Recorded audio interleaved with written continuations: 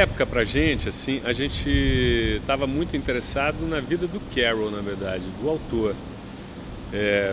Porque a gente começou a estudar a vida do cara e era muito interessante, ele como personagem, né? Ele era um professor de matemática, de lógica, ele era um pastor, um cara extremamente tímido, gago, mas que quando ele conversava com crianças, ele tinha uma fluência narrativa, ele ganhava uma outra fluência, ele se transformava numa outra pessoa, numa espécie de um personagem mesmo.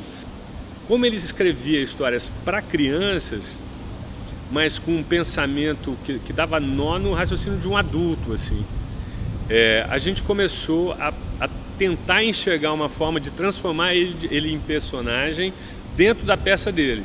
A gente não queria perder muito a sofisticação das proposições de linguagem que ele tinha. A Alice é um rito de passagem, mas para nós tinha um rito de passagem muito ligado à questão da linguagem, assim. Não só da questão da idade, mas da construção de uma linguagem, da construção de uma forma de pensar.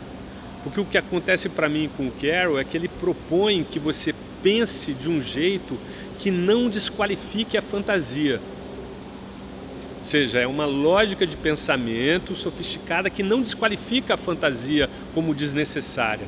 Então, para a gente, o rito de passagem da Alice tinha a ver com isso, com a questão da linguagem, com a questão desse nível de construção. Para mim, o ponto de partida foi que eu queria que o público fosse cúmplice da Alice.